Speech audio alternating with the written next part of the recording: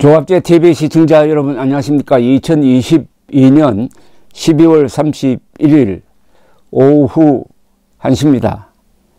중앙일보는 오늘 국회 국방위원회 소속 더불어민주당 김병주 의원실이 합동참모본부 자료를 구글 어스에 대입을 해가지고 재구성한 북한 무인기 항적을 근거로 해가지고 북한 무인기가 서에서 동으로 서울을 관통하여 용산을 지나 광진구 상공에서 유턴한 뒤 돌아갔다고 보도를 했는데, 한미연합사령부 부사령관 출신인 김병주 의원은 이 신문에 합참에서 제출받은 항적을 구글 어스의 인공위성 사진과 대조해 본 결과 북서쪽에서 접근한 북한 무인기가 용산 대통령실 북쪽 상공을 지난 뒤 선회해서 돌아갔다.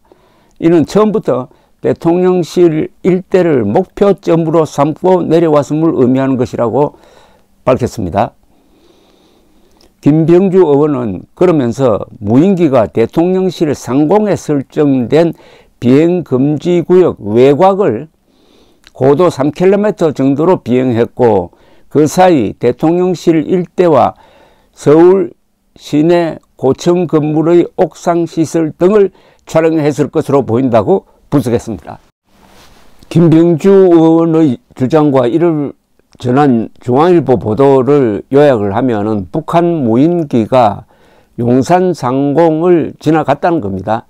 그런데 대통령실 상공에 설정된 비행금지 구역 위를 지나간 게 아니고 그 외곽을 북쪽으로 그 외곽을 통과를 하면서 고도 3km 정도니까 이 비스듬하게 대통령실을 촬영했을 가능성이 높다 하는 취지입니다. 이에 대해서 국방부는 이런 입장을 출입 기자들에게 밝혔습니다. 지난 26일 군사분계선을 침범했던 무인기는 용산 상공의 비행금지 구역을 진입한 사실이 없다라고 했습니다. 그러면서 현 북한의 기술 수준을 고려할 때 당일 비행 경로상에서 유의미한 정보를 얻을 수는 없었을 것이라고 평가한다고 했습니다. 그런데 조금 애매합니다. 중앙일보 보도를 보면은 김병주 의원도 비행금지 구역 위를 지나갔다는 이야기는 하지 않습니다. 비행금지 구역 외곽을 지나갔다는 이야기죠.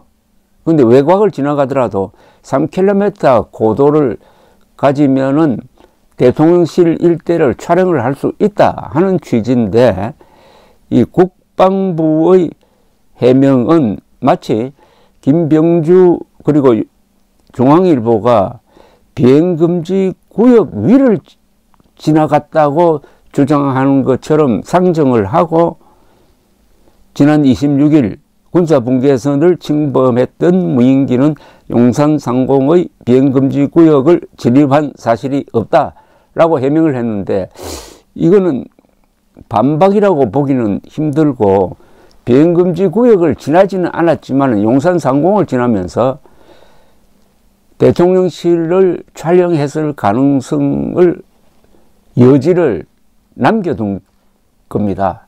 그러나 일단 용산 근방을 통과를 한 것은 사실이라고 양쪽이 다 합의하고 있는 모양인데, 그 항적 그림을 보면은 촬영했을 가능성이 있다고 저는 판단합니다.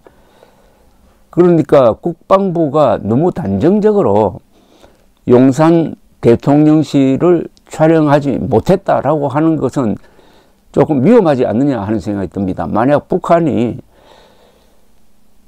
찍은 것을 공개를 해버리면은 우리 군이 또 한 번 더 타격을 받는 것 아니겠습니까? 이것은 일종의 심리전인데, 심리전을 할 때는 퇴로를 좀 생각을 하고 해야 되지 않을까 생각이 듭니다. 거듭 이 대통령실의 위치 문제에 대해서 생각을 하게 됩니다. 청와대와 지금 용산 대통령실을 비교를 하면은 안보적 측면에서는 용산 대통령실이 극히 불리한 점이 한두 가지가 아닙니다. 가장 중요한 것은, 현 시점에서 가장 중요한 것은 공중 공격으로부터 용산 대통령실이 방어하기가 어렵다는 겁니다. 청와대는 뒤에 350m 높이의 북악산, 그것도 아주 경사가 급한 북악산이 딱 버티고 있습니다. 북쪽입니다. 그러니까 북쪽으로부터 오는 공중 공격에 대해서 방어하기가 매우 쉽습니다. 그런데 용산은 열려 있습니다. 두 번째, 대통령이 매일 하루에 2번씩 출퇴근을 합니다. 관저와 대통령실을 거의 비슷한 시간대에 같은 코스로 출퇴근합니다. 이렇게 되면은 드론 공격뿐만 아니라 저격의 위험이 있습니다. 다른 나라 대통령들의 그 동선을 이렇게 분석을 해보면은 국군 통수권자를 겸하고 있는, 즉 최고 사령관이 집무실과 관저를 오고 가는 그런 나라는 거의 없습니다. 아마도 한 나라도 없을 가능성이 있습니다. 제대로 된 나라 중에는. 그것은 최고 사령관이 위험에 노출되는 것은 위험하다 이거죠. 그런데 윤석열 대통령은 관저와 대통령실을 오고 가는데 그 경비에 하루에도 수백 명의 경찰관들이 동원되고 있습니다. 자, 문제는 이런 노출이 한국과 같은 특수사정을 가진 나라에서는 국가 위기로 발전할 수 있다는 겁니다. 용산 대통령실 이전 방침을 밝혔을 때 당시에 합참의장을 지낸 한 10여 명의 장성들이 반대 의사를 밝힌 적이 있습니다. 그 사람들이 거의 대부분 윤석열 후보를 찍었을 만한 분들입니다. 그분들이 주장한 것 중에 하나가 군사 지도부와 국가 지도부가 붙어 있으면은 적의 공격으로부터 일시에 국가 기능이 마비될 수가 있다는 점입니다. 용산 대통령실 옆에 국방부가 있습니다. 국방부 옆에 합참이 있습니다. 합참은 지금 아마 남태령으로 이전하는 공사가 진행 중인 것으로 알고 있습니다만은 어쨌든 적의 핵이나 미사일 공격으로 일시에 마비될 수가 있다 이거죠.